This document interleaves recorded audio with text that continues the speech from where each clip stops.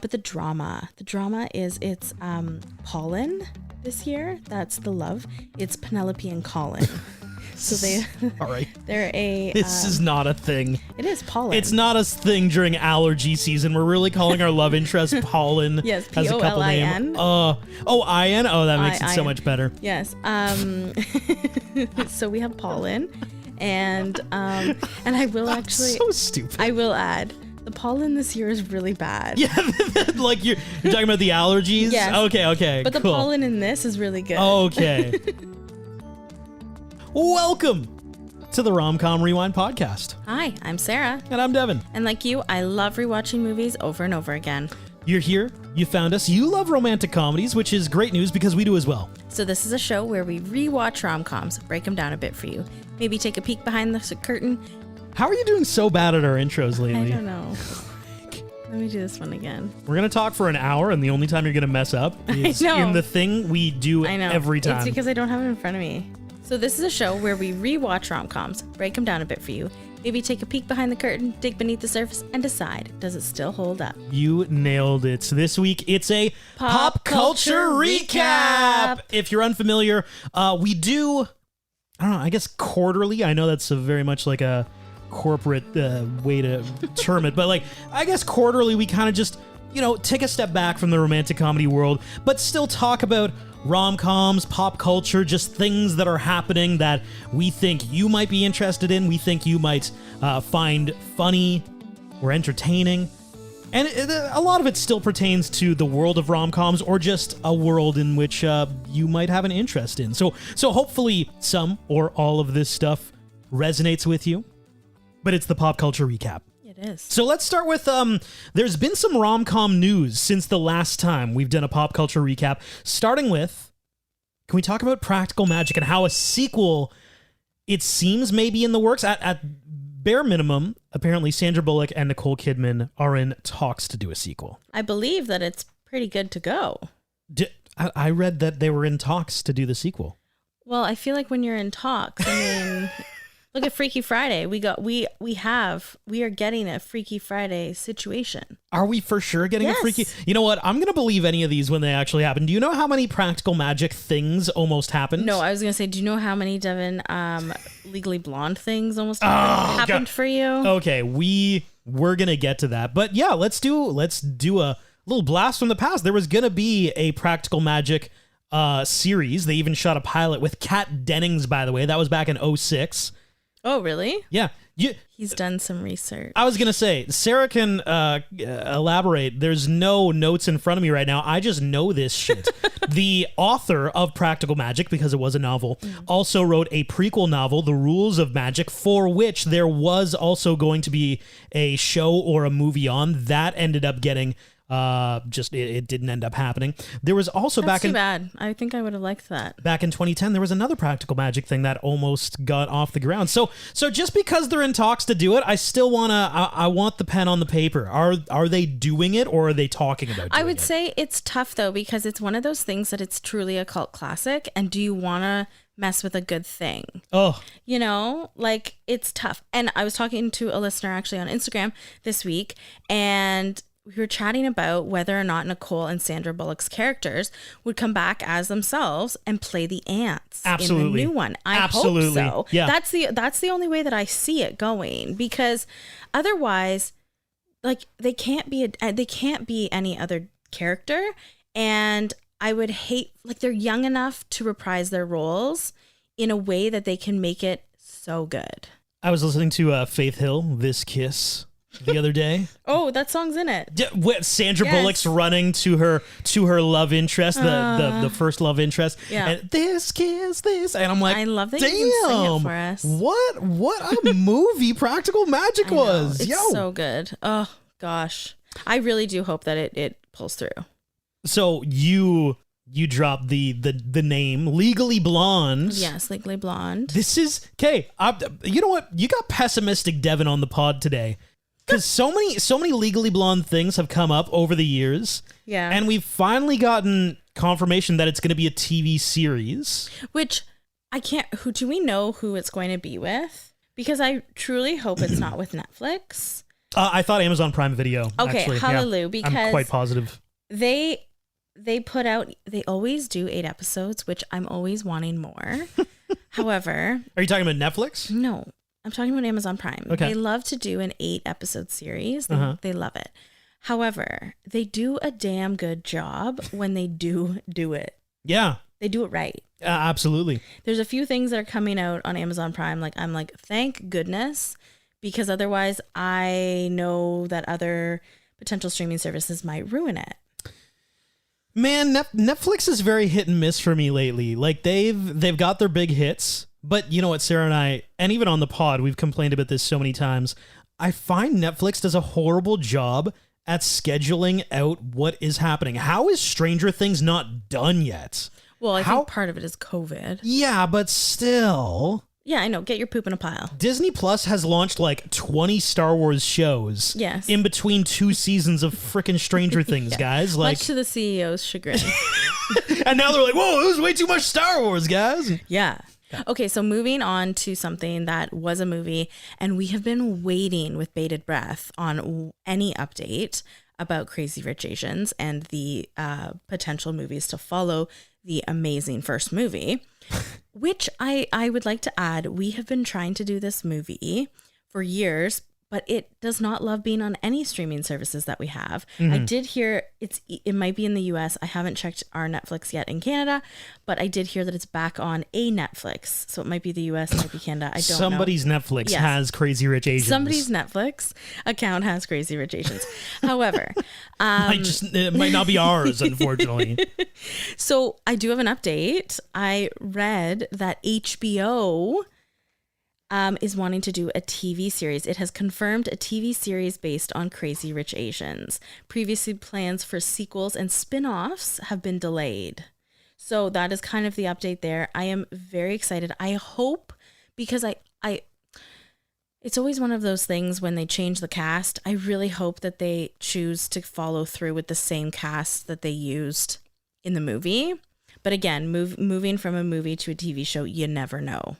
So we'll see. It's also been a number of years, too. It has been a number of years. Is there a time jump in the books, or is it continuous? That's a really good question. I read it years ago. I think there is a slight time jump, but not much. Okay.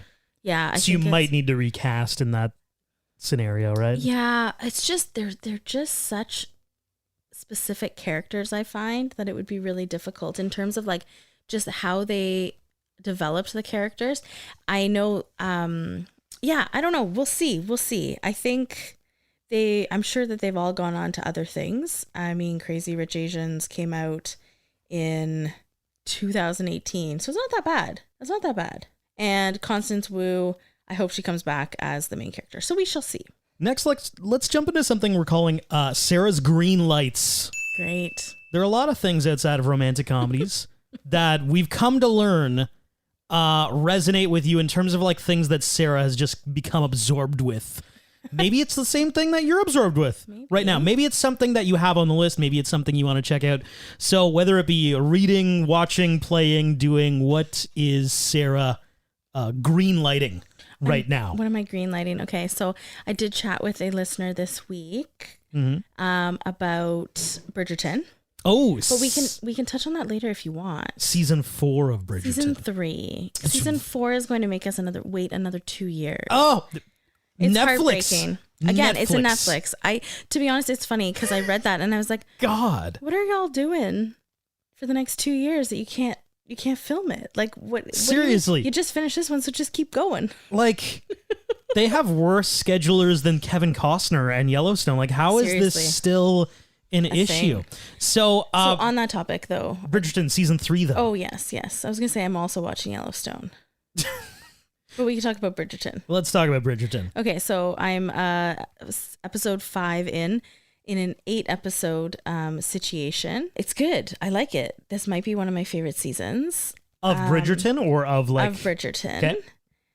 I think it's partially because like you've really been able to understand the characters and like the character development over the last 2 years into year 3. Now, I love the music, and for those of you who don't know or watch it, they actually take modern songs and then make it into like oh gosh, what's the word? Like classical music. I love those pieces. the decor, the costumes, just so fun. But the drama is it's Pollen this year. That's the love. It's Penelope and Colin. So they, all right. They're a. This is not a thing. It is pollen. It's not a thing during allergy season. We're really calling our love interest Pollen. Yes, as a couple Polin. name. Ian. Oh, that makes it so much better. Yes. So we have Pollen, and I will actually. So stupid. I will add. The pollen this year is really bad. Yeah, like you're talking about the allergies? Yes. Okay, but cool. the pollen in this is really good. Okay. Love interest pollen, great. Plant pollen, horrible. Yes. We need to distinguish. Can we shout out Nicola Coughlan, though? Yes, we can, absolutely. Darn tootin'. Penelope, right? Yeah, she's part of Pollen. She's a part of Colin, but also a part of Pollen. So as somebody who knows literally nothing about Bridgerton, I will say though, Nicola and like her whole situation in this storyline, I've thought is very, very impressive from like a bird's eye view, because she, let's just address the situation. Like she is not what modern society would dictate as like a perfect figure. Yeah, figure, exactly. Yes. Which is unfortunate. But but it's unfortunate, that we feel that way. And her taking on this mantle of like, no, like I can be the lead as a love interest. There are people who look like me. I represent so many. And just there was this clip of her talking. They were, asking her kind of about that. It is hard because I think women with like body type, women with perfect breasts.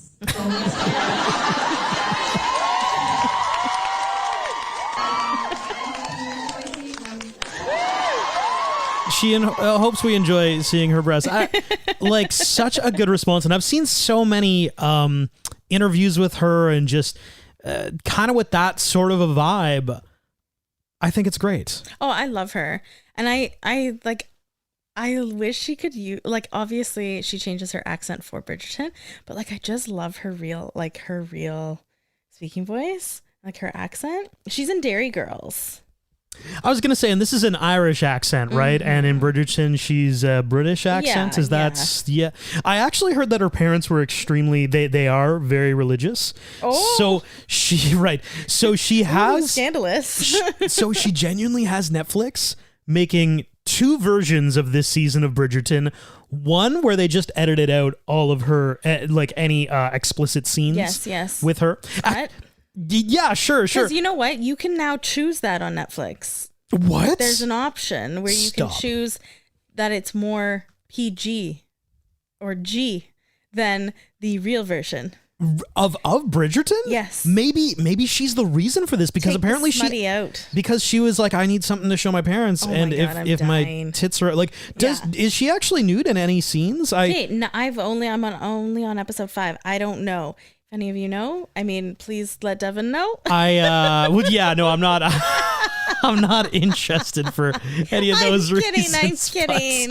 But you know what though? I did walk by while Sarah was watching Bridgerton the other day, and anybody who watches Bridgerton will know this scene. But there was a carriage scene. Oh yes, the carriage scene. That's all you have to say. And back to what you were talking about the modern music. Yes. Pitbull, Give Me Everything. It's like a string quartet version of Pitbull, Give Me Everything. It's I'm like, genius. What is going on here? I love it. Yeah, and stuff was happening. I was trying to figure out a good way to say what was happening. That might be the best way to say it. Yeah. Yeah. Okay, so there's Bridgerton. What's a green? That is a green light. Green light for Sarah. What else you got?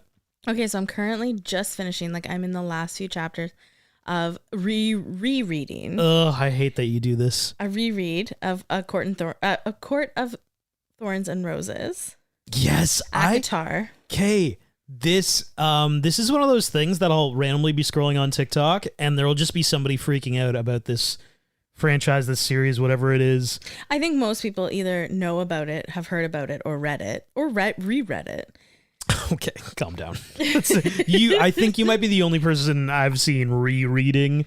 I would highly beg to differ, But I'm very excited to get into book 2 because supposedly that is the best book in the series. So are any of these new books, or are you just rereading things? I'm rereading because it's been about 2 years since I've read A Court of Thorns and Roses. Is the series complete, or is the author still working on stuff? I believe she's still working on it, but I think it's 5 books right now. Oh my God. Yeah, I think it's 5 books right now. But she also has 2 other massive series as well. Throne of Glass. And, oh my gosh, I'm blanking right now. I can't remember the other one. But yes. Oh, Crescent City.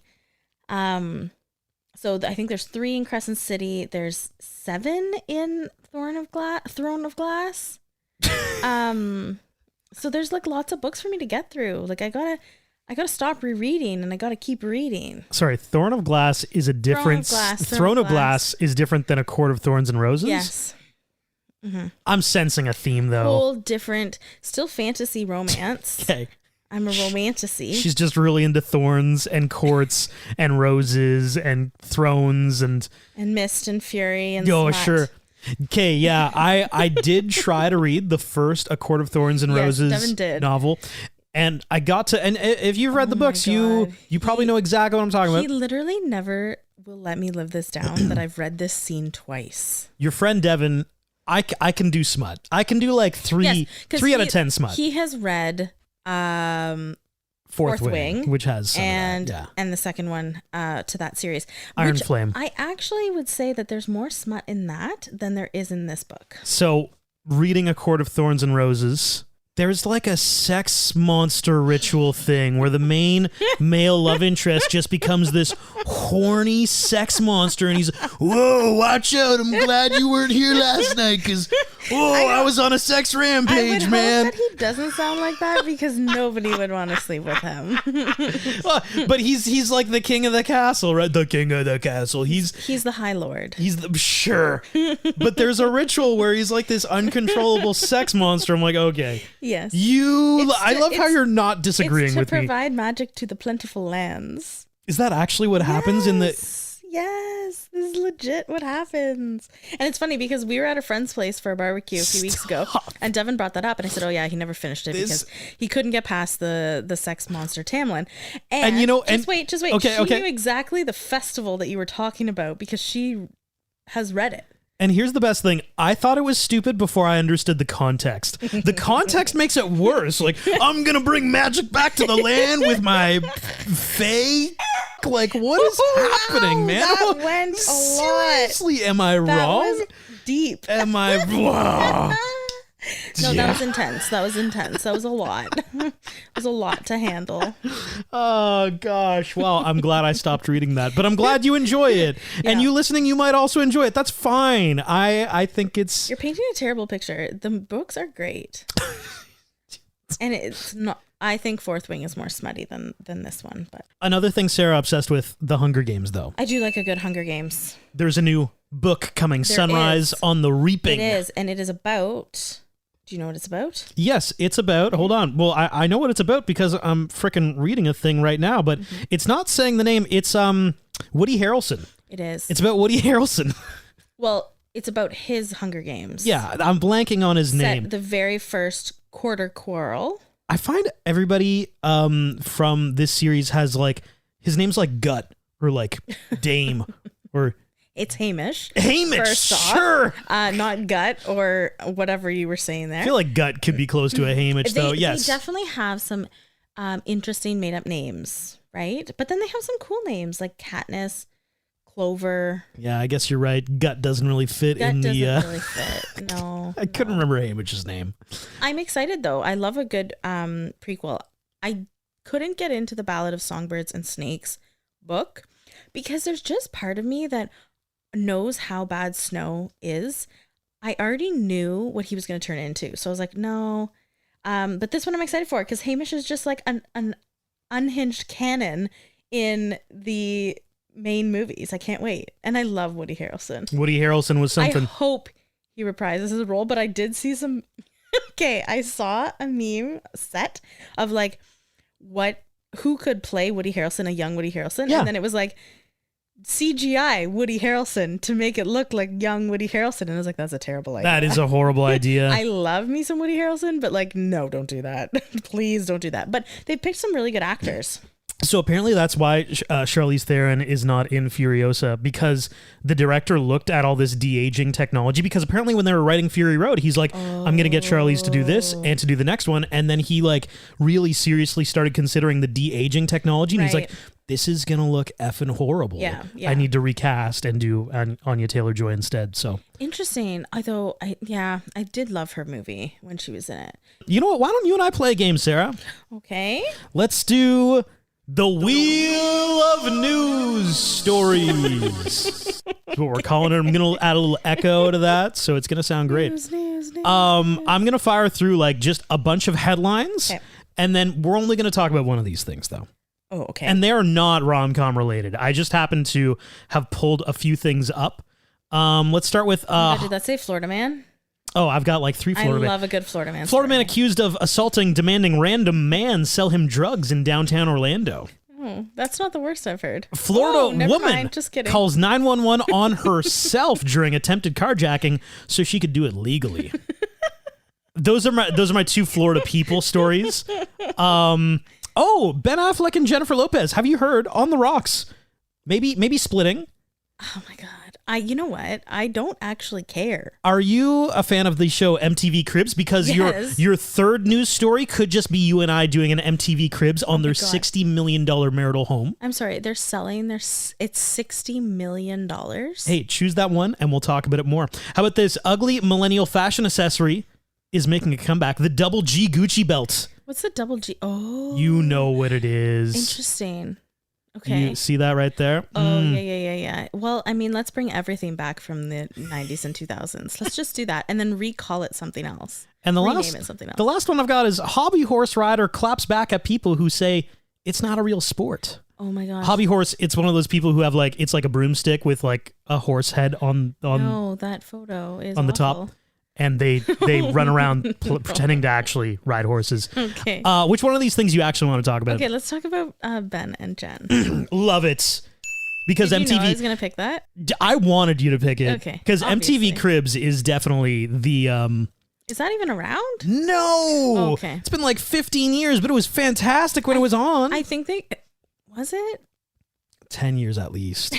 Was it? Good? I loved MTV Cribs. Okay. It was so good. So I'm going to MTV Cribs you this house. Welcome to Ben Affleck and Jennifer Lopez marital home. Yeah. It's a $60.8 million estate in Beverly Hills, ladies and gentlemen. Wow. Get this, 46,000 square feet, Sarah. 46,000 square feet. They bought it in May 2023. That's like literally, they got hitched up. They did this thing. It's on 5 acres, 12 bedrooms, 24 bathrooms, an indoor sports complex, a sports lounge and bar. In addition, here's the thing that really irks me. Their guest house is bigger than our actual home. They have a 5,000 square foot guest house, a 2-bedroom guardhouse, and a 12-car garage, guys. I don't even care about the 12-car garage because cars, whatever. But the house, that is insane. For every single bedroom, you could have 2 bathrooms. That's right.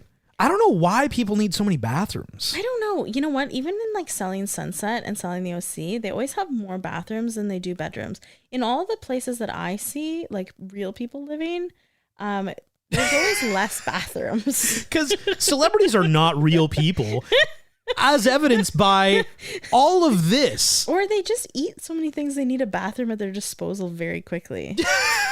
They're so gluttonous. It's like, I gotta have bathrooms everywhere. You never know when it's gonna happen, guys. You never know when it's gonna go. Or when okay. I'm just gonna keep making bad dad jokes. So wait. Selling Sunset is based where? Selling Sunset is based in LA. So they could potentially be selling this house in Beverly Hills, no, probably not. $60.8 million? No, I think the highest they've ever had, at least on the show, which is probably the highest they've ever had, was $50 million. Not that far off, guys. No, but they've never, like, their celebrity cadre is not a J-Lo and a Ben Affleck. Yeah, it's like... It's like basketball players and like I was about to see sports scene. whoever you see doing like Allstate commercials and shit. That's who's probably selling their house off. Slow off of Progressive. Oh no, I was more thinking I'm totally like kidding, but- it's like Patrick Mahomes' brother is going to be selling his home on like Selling Sunset or something. It's like it's not the A-list celebrities. They would probably sell Patrick Mahomes' home. Yeah. Okay. Well, there you go. Mahomes' home. Okay, and right, let's do a rom-com rewind fantasy draft update. Okay. We've talked about this a few times. If you follow along, every year in the new year, we do a fantasy draft, much like a sports team draft, where we go through what are the rom-coms coming out this year, and we each draft them.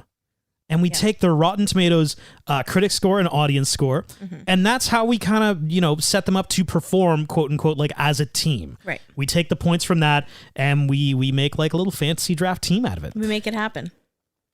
Ladies and gentlemen, we are currently 3 points separated. Currently, right now. As of right now, because nothing new has come out since we chatted about it last. I haven't really updated these points, but they're not going to move around too much. Your friend Devin has movies that are out already: Mean Girls, the musical, Challengers, and The Idea of You. A combined score of 443. Still waiting on Fly Me to the Moon, which is out in July. Yes. Which looks really good. It does. You know what though? I'm interested to see how they like put in the rom-com aspect, because when you watch the trailer, I don't get like it. I feel like it's more like a dramance. A dramance? Oh, I More think like it's a drama very romance. much comedy. Oh, and comedy. Yes, sorry, there is a comedy, but like I think there's like it's like a drama comedy romance in that order, or like a comedy drama romance. Okay. That's the way I see it. So I've got that waiting. I've got the Wicked musical waiting in the fall. Yeah. Oh, that's going to nail it. Yeah, Sarah has Lisa Frankenstein, The Fall Guy, which So hit. good. That's actually the top performing movie so far on our fantasy draft. And which brings me to you. Combined score of 440. So I've got you by 3 points.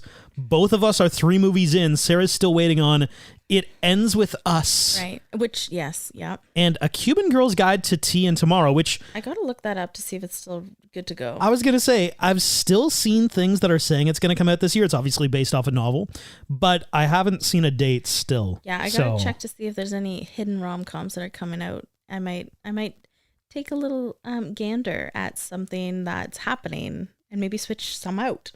Because there was a really good one that came out not long ago that neither of us had. The Hitman. Yeah. No, it's not called The Hitman. I think it was just called Hitman, which, for everyone listening, Glenn Powell. yes, Yep. was supposed to come. So it came out on Netflix last week or 2 weeks ago. It did not come out on Netflix Canada. So anybody waiting for us to do it, it actually came out in theaters only in Canada. So we are waiting for it to hit Netflix at some point for us to be able to do it. We're like the only country where that has occurred. Like you look it up and it's like Singapore has it. And you're like, what? I'm like, everybody has this thing and somehow we don't. Yes. So we will do it when it comes out on our Netflix. But the way this works is that you can't swap a movie for another movie if reviews have already started dropping. Correct. So yes. you can't swap that onto your team now. You're like, oh, it's doing amazing. Yeah. But that's where we sit right now. I know, it's tight. It's neck and neck. I think I've got you. I feel very confident about my last 2 movies. Yeah, I feel confident for you too. I think I have something with It Ends With Us. I need to see a trailer for A Cuban Girl's Guide to Tea and Tomorrow. Yeah. Because I never read the book. So, and I don't know. I need to do a little bit more research in it, but yes, I need more info. And now I've got a Devin Needs Your Help segment. Okay. My help or everyone's help? No, not your help. Just I mean, maybe your help. You can comment. Okay. And tell me what I could have done here.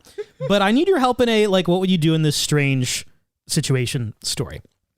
Because this happened a few weeks ago. I was going to the hardware store with our toddler, Wells. Picture this. You're in a random parking lot. Son in your arm, like he was up in my arms, and a random dog appears seemingly out of nowhere. Like it was just kind of like there was a contractor van, and like out from behind it, just like a dog shows up. I'm like, what? Where did this thing come from? And it starts walking to me. Like, and at first I'm like, oh, it's walking towards me, and then I'm like, no, it's walking at me. Like it's a black dog and it's staring right at you, and I'm running through the whole scenario. I'm like, man, like my son in my arms, this strange dog that I don't know, it's appeared, it's coming to me. And here's a little piece of the story. It was a tiny black pug. Is just Sorry. It's a pug? It was a small black pug. And so I ask you, listening, what do you do in that scenario? Because immediately I'm like, scary dog. I've got my son in my arms. I'm getting out of Dodge here.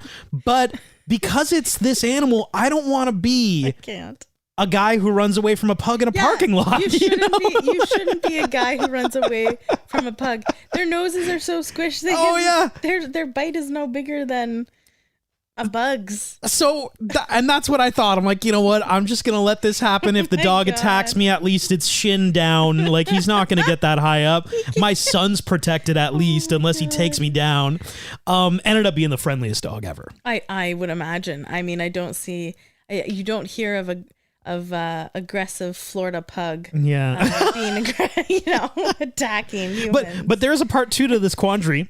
Okay. So the dog comes up, it's super friendly. I pet it a little bit. I'm like, okay, yeah. And then I go walking into the hardware store. But where's the owner? And it starts following me. And I'm like, oh shit, what do I do now?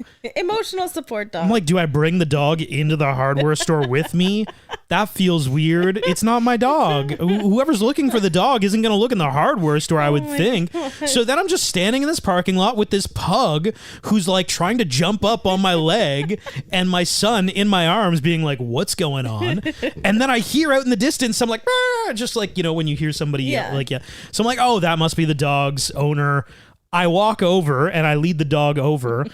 Even more embarrassing, just the situation becomes embarrassing because this woman was in like a house coat. No. She's like outside looking for her dog.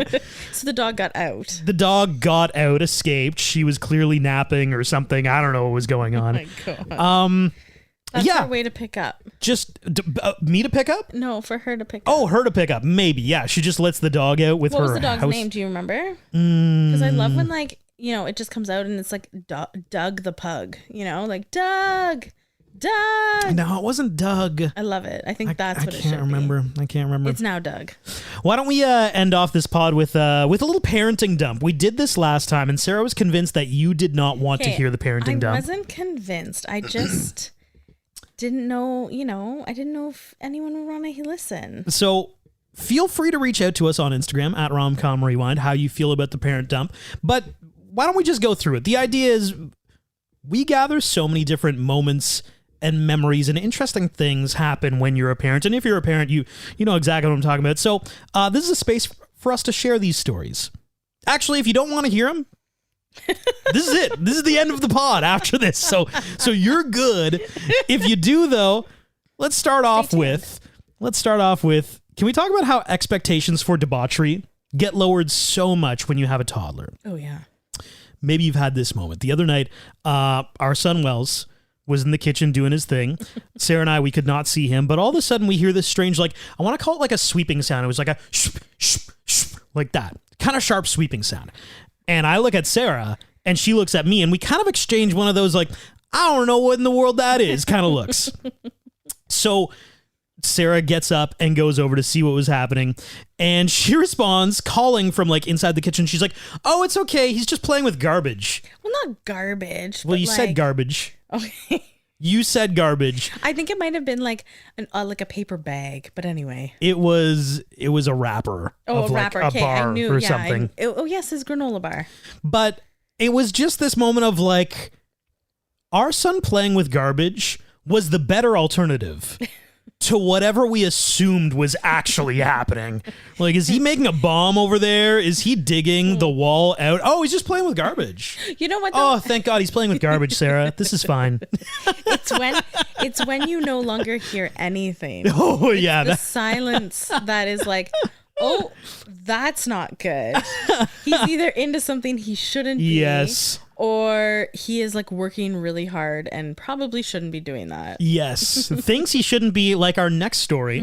I found one of the greatest parts of parenting is the catching up on what's been happening with the other parents. Like there was one morning, kind of in the flurry of activity, you know, we're both getting ready for work. We're trying to get Wells ready for daycare, feeding people, getting people dressed, getting yourself dressed. The other day he was eating a banana and I kind of remarked to you, Sarah, I'm like, man, like he's eating kind of funny. He's like smacking his lips kind of weird. And Sarah responds to me. She's like, yeah, he just tried to bite a chunk out of my lip balm. Yeah, he did. He successfally bit. Successfully, yes. And I was like, oh, well, like that's not to eat. Because I had put it on my lips. And he's like, oh, mama. And I was like, okay, you want some on your lips? So I put it on his lips. And then he ended up taking a big old chunk out of it. And I was like, oh, no. Oh. And then, so then he went. And like bananas are funny texture anyway. So he was eating it. And he just kind of kept smacking his like. So combination of lip balm and banana? Yeah, on his teeth. Smacking his lips a little weird, huh? Oh, my God. I forgot about that. I'm glad you write these down. Hey. You're welcome, everybody, for the parenting dump. Let's do this one now. Toddlers learning things are some of the best and also most unintentionally funny moments of parenting, I think. Like a sports whistle, Sarah. Oh, my God.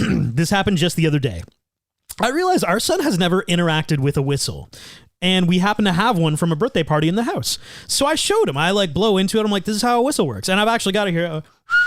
It's a really crappy whistle, but like it works for the experiment and the demonstration. I'm like, yeah, you just blow into it. I put it up to so then I hand it to Wells and he really thoughtfully, slowly grabs the whistle from my hands. He puts it in his mouth just like I did. He stares intently at it and then he proceeds to just yell. He's just like, ah! With the whistle in his mouth. Yes. And as a parent, you're trying to be supportive. You're like, wow, so close, buddy. But there is that's never not going to be funny. A kid just with a whistle in his mouth, like, ah, like he just couldn't figure it out. It was so funny. He's going to say blow, right? You did. Yeah, you did. Obviously I did. I can't wait for you to teach him how to whistle, like actual whistle. Yeah, I know. That's going to be funny. That's for an older age child. I have no idea how I was taught to whistle. You know, it's probably just when you're older. Like, he's not even 2 yet. So, yeah, this whistle thing threw him for a little bit of a loop. I love it. And our last parenting dump story. Swapped. Actually, we're recording in the location that this occurred. We were swapping some furniture around the other day and ended up briefly with no couch in the basement where we have our TV. So, you know those like soft foldable lawn chairs? I grabbed chairs. Yeah, exactly. I grabbed a few of those literally just for the day. So like Wells and I could watch, a show downstairs in front of the TV if we wanted. And he ended up loving this foldable chair. So then I end up moving the couch down to the basement and he hates it. He demands his chair back. He even points at it. He's like, my chair. And I just feel like it's the simplicity of children, right? Like, why would I buy a couch worth hundreds of dollars when I could just go to the hardware store, oh my God, it's true. Meet a dog, and buy a couple crappy lawn chairs, and he's totally fine with it. Like that, you know what? And at the end of the day, it's one of those things where, if he wants that folding chair, he can have that folding chair. Yeah. Hey. To watch his programs. Watch his program. Yeah, we like to, because we make him, it feels like he's more of like a grandmother if we say our son doesn't watch shows, he watches programs. Like, he's just watching his programs. He's watching his Bluey program, And this has been your pop culture recap.